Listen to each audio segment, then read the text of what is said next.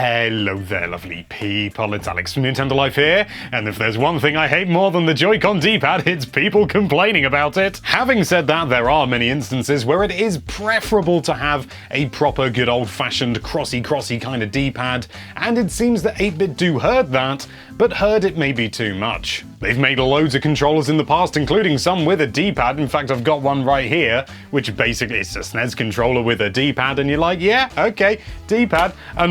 That was loud. Unfortunately, something may have got missed in translation at some point because they've come up with this, which has all the D-pads. Yes, have you ever wanted to play a game with no control sticks and instead just 3 D-pads and a load of buttons? Well, this is the controller for you. It is, let's be honest, it's a ridiculous idea. It's a ridiculous idea that comes in 2 delicious flavors, but it's a ridiculous idea. I mean, you know, replacing the control sticks with D-pads? I mean, having a proper D-pad, you know, fine, you know, okay, just, you know, switch it around and still have a control stick.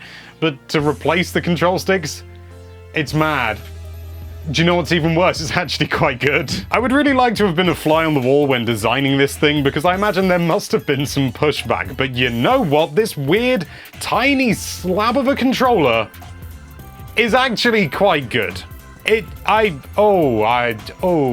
we go any further, let's talk about what's included with this thing. Well, let's go nice up and close, so I don't have to do any close-up shots later and splice them in. Oh, laziness. You know what? That yellow's a little bit overexposed. Let's get the blue one. So yes, as you can see, you've got a D-pad here, a D-pad here, a D-pad here, and some buttons. You've also got a home button and a screenshot button. Might be the other way around. Nah, I'm pretty sure that's it. And then on the top, you've got 2 delicious shoulder buttons and some additional shoulder buttons. These are L, R, ZL, and ZR, as you might expect. And that's about the size of it. There's nothing else. It's a slab. It's like completely flat. Look at that boy. I suppose it does have a charging port there as well. USB-C, top marks. Sadly, it doesn't have any accelerometers or anything like that, so no motion controls and no NFC. So it's very much what you see is what you get. But it does have a really, really bizarre party trick, like, we're talking mega bizarre. You know how on a Pro controller, which I don't have here, you know how you've got the control sticks and they click in for additional buttons? Well, how could you possibly do that with a D-pad? They did it with a D-pad. Correction.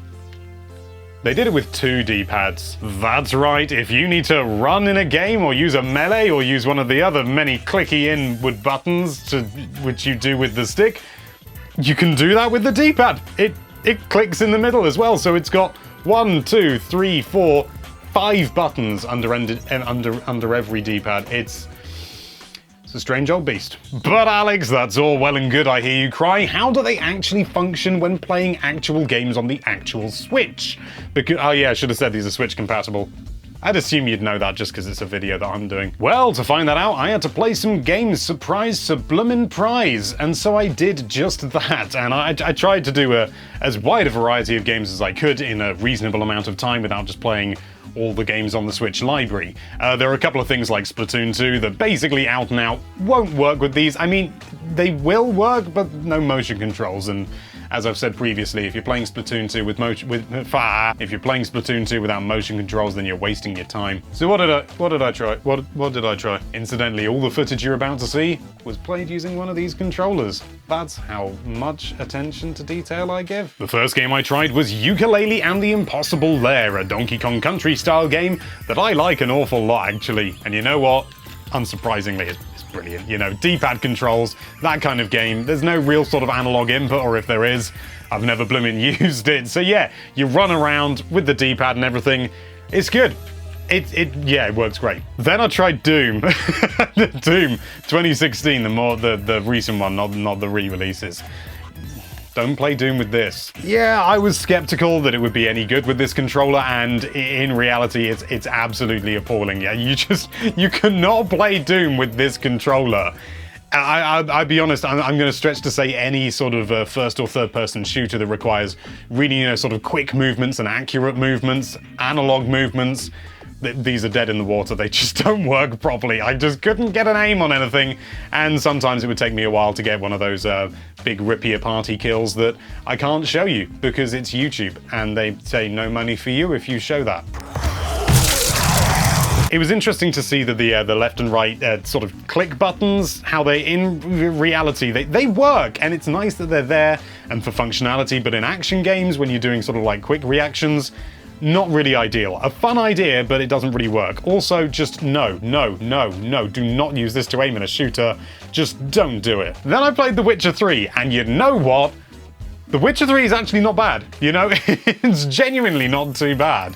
It's far from ideal, but realistically, I mean, unless you're sneaking around or trying to sort of follow someone slowly, it's fine. I mean, realistically, if you're following someone slowly, generally you're going to be using, you know, not the run button, the A button anyway, so you just use the D-pad. Camera controls are fine as well. There's a sort of a certain degree of a sort of like automatic camera. Yeah, I was actually really surprised. It works fine. I would say absolutely playable with this. Definitely not the best way to play it, but if you'd rather take this than some sticks for some reason, yeah, you can play The Witcher 3, and you'll generally do fine. Hollow Knight, yeah, it's another one. It's a 2D platformer. It's absolutely fantastic with this.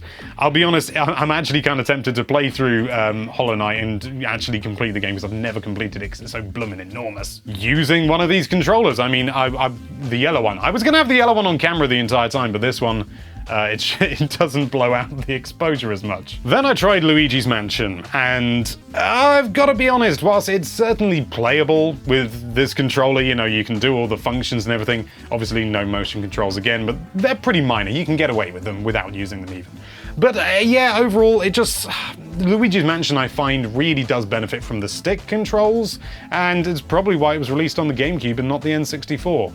That's not the reason, but let's pretend it was. You could certainly play it with this controller, and you could probably play it throughout the entire game. You're not going to miss out on anything. Even Luigi and stuff, you know, clicking stuff in. Because it's not so action-based, it works better than it does in Doom, because Doom you're trying to move around at the same time. Luigi's Mansion, Luigi, yeah, that all works fine.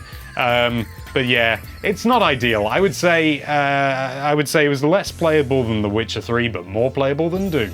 I then tried Nintendo Switch Online's Super Nintendo Entertainment System, whatever that was called, playing SNES games. Unsurprisingly, it was fandabidozy. Yeah, again, it's, you know, the SNES was designed with a D-pad in mind, so yeah, it works great. Unsurprisingly. I tried even Star Fox, Starwing, whatever.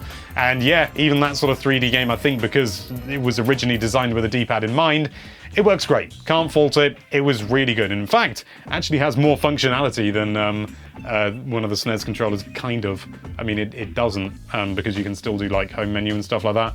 But yeah, it's nice to just have, you know, ZL and ZR up there. It's good. Then I tried what I always try, Super Smash Bros. Ultimate. And yeah, you know what? It's actually pretty damn good. It definitely took me a while to get used to it because it's a D-pad at the end of the day and you can't really walk. I mean, you can if you attack and you're already holding the direction, then you'll just walk along, but that's far from practical. But you know what? It really wasn't bad. Like, at all. After a while, I got used to it and everything. Yeah, I was doing pretty well. Maybe not as well as I usually do, but I only played like, I don't know, like 8 matches with this thing. I just wanted to play Smash. And yeah, overall, it's actually really playable. There are certain things that are actually easier to do with this controller because it's a D-pad. And, you know, sort of to have your smash attacks, so in my case, your tilts, down here on the right D-pad, is great. It's super quick. You can just quickly go, wah, wah, wah, wah, wah, wah, wah. If you can imagine such a thing. Some things are definitely harder to do though, things like angling certain smash attacks and stuff like that. Generally a little bit more difficult, still not impossible, but yeah, and certain tilts, definitely angling them. Not a good time, but yeah, overall I was bloody impressed. I would say that there are some people that may even prefer to use this over a GameCube controller.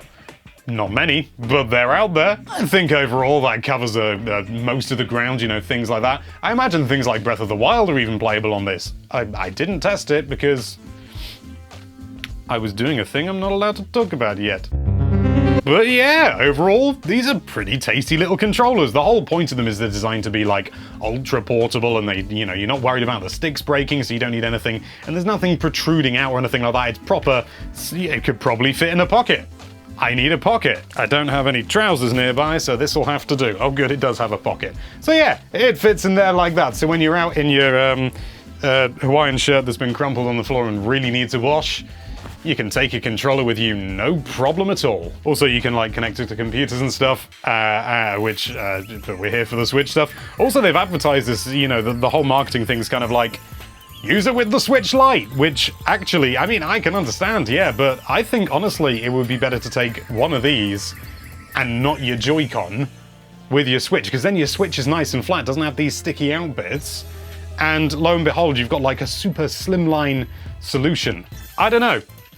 Maybe they just wanted to sort of jump on the Switch Lite bandwagon. I don't know, but whatever you use it for, have fun. Thank you so much for watching. If you like this video, then why don't you slap 3 D-pads and some buttons onto that subscribe button and call it a controller, and be sure to check out NintendoLife.com for all sorts of lovely Nintendo-related content. Thank you again for watching. Bye-bye.